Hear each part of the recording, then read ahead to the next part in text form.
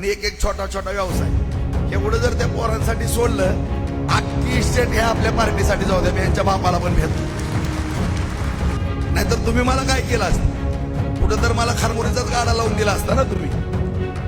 तुम्हाला जाहीरपणाने सांगतो, मी आज का बोललो की माझ्याबद्दल विधानसभेत लय अपप्रचार केला आणि बार्शीकराचा अशा गोष्टीचा फायदा न घेणारा तो चतुर प्राणी कसा होऊ शकत नाही मला सांगत. त्यांनी हाच फायदा घेतलाय फक्त गावागावामधल्या गटातटाचा, गावागावामधल्या रुसवा फुगवीचा एवढाच फायदा घेतलेली ही माणसं आहेत. नाहीतर ह्यांचं मिरिट काय मला सांगा, यांची गुणवत्ता काय? काही गुणवत्ता नाही, शून्य. फक्त वेळ प्रसंगी गावामधल्या वादाचा फायदा. तुम्हाला काय बाकीचं घेणं देणं नाही गावातलं? मला कोण झटलंय कोण नाही मला कळत नाही का? कुणी काय केलं एवढं माझ्याजवळ नाही का? आणि विशेष तुम्ही माणसांना आमच्यावरती गैरविश्वास आहे का? अजिबात नाही. परंतु पार्टीला काही गोष्टी या ठिकाणी करणं किंवा काही निर्णय घेणं क्रमप्राप्त आहे. ज्या ज्या ठिकाणी गटतट आहेत किंवा जिथं वाद आहेत त्या त्या प्रत्येक गावात अशी जी गाव आहेत काय 5-25 त्या गावामध्ये राऊत चाळीवरचा एक निरीक्षक असणार. तो सभागृहात झोपन आणि मला माहिती देईल. त्याच्यामुळे तुम्ही काळजी करू नका. कोण काय करतं ही सुद्धा त्या ठिकाणी दक्षता घेतली जाईल. मग तर झालं, ह्याने असं केलं आणि त्यांनी तसं केलं, ह्याने ह्याच्यावर ढकलू नका. ते तुमच्याकडे कुणी येणार पण नाही तिथं. माणूस स्पेशल माणूस सभागृहामध्ये झोपन गपचिप, किंवा कुठं तर पाहुणे रावळ्याची इथं पाहुणा म्हणून येईल. कुणाचे पाहुणे कुठं आहेत मला माहित आहे चाळीवरचे, तो तिथं पाठवीन त्याला आणि मला नुसतं माहिती द्यायचं. आणि बघा तुम्ही त्या गावात गडबड व्हायला लागली, कुणी करायला लागलं त्याला 100% मी फोन करतो, गडबड करू नको, मला तुझ्याबद्दल माहिती खराब यायला लागली, मी फोन करतो, तुम्ही काय बघा तुम्ही काय कसं. त्याच्यामुळे कुणी गडबड करू नका. अत्यंत ही निवडणूक डोळ्यात तेल घालून आपण लढवतोय. गेली 4 महिने झाले मित्रांनो, तुम्हाला मी आवर्जून सांगतो, 4था महिना आहे. मी 5 तासाच्या पुढे झोपलोच नाही. एक 7-8 दिवस मला कुठं तर 6-7 तास झोपलो असेल. फक्त 3.5, 4, 4.5, 5 तास.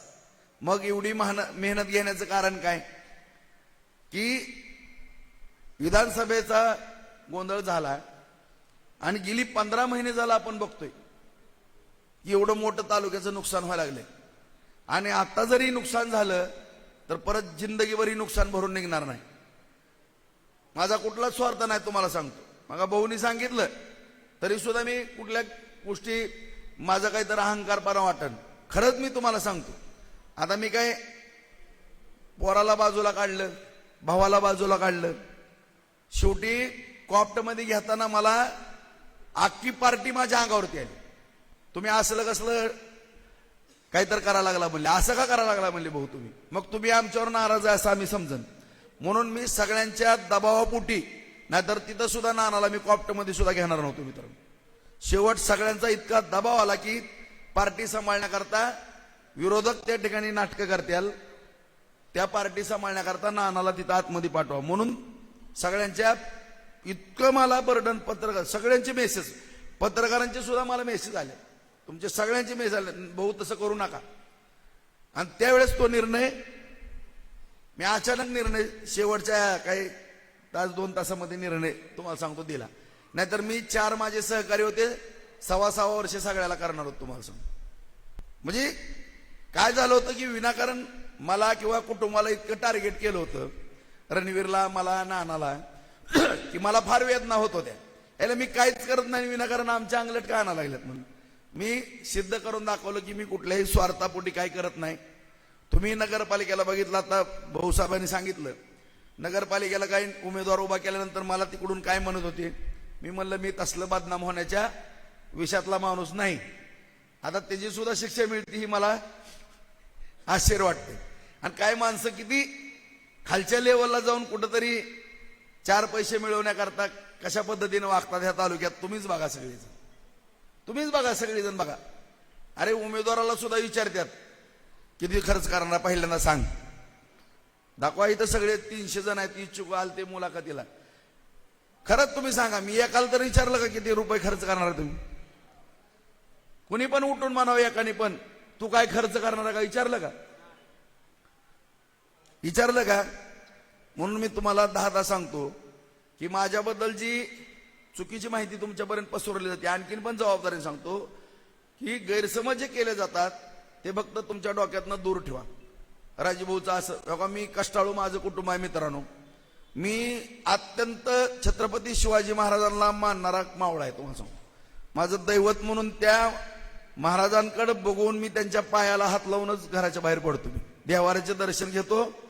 महाराजांचं त्यांची जी सगळी राजकीय किंवा जीवनातली जी रणनीती आहे ही सगळी मी अनुभवलेली आहे. मी 12 पुस्तकं वाचलेली आहेत तुम्हाला सांगतो. सगळं महाराजांचं प्रत्येक गोष्ट ना गोष्ट, आणि त्याच्याप्रमाणे प्रत्येक गोष्ट मी माझे गुरु किंवा दैवत सगळं त्यांना मानून मी राजकारणातले धडे घेतो. सगळ्या गोष्टीचं बारकाईनं अनुकरण करून राजकारण करतो इथं. म्हणून टिकलोय आणि म्हणून जिवंत आहे तुम्हाला सांगतो. आणि म्हणून आर्थिकदृष्ट्या मजबूत आहे. म्हणून आर्थिकदृष्ट्या पण मजबूत आहे तुम्हाला मी खरं सांगतो. आणि तुम्हाला आज पण मी सांगतो, उद्या पण सांगतो, जोपर्यंत मी हयातीत आहे इथं ह्या तालुक्याच्या सरीपाटावरती, जसं छत्रपती शिवरायांनी एकही किल्ला स्वतःच्या मालकीचा गृहीत धरला नाही. जेवढा खजिना होता तो कधीही महाराजांनी स्वतःची प्रॉपर्टी म्हणून मानला नाही. तसं माझी पण जेवढी प्रॉपर्टी असेल ना, फक्त रणजितला 20 एकर काय खेड्यापाड्यातला असू द्या, रणवीरला, आणि एक छोटा छोटा व्यवसाय, एवढं जर त्या पोरांसाठी सोडलं, अख्खी इस्टेट ह्या आपल्या पार्टीसाठी जाऊ द्या. मी ह्यांच्या बापाला पण भेट नाही. ज्या माझ्या राजाचं अनुकरण आहे ना तीच करणार आहे. तुम्ही अजिबात म्हण नका की राजभाऊचे हिथं प्लॉट आहे तिथं प्लॉट आहे. अरे ही तर तुमची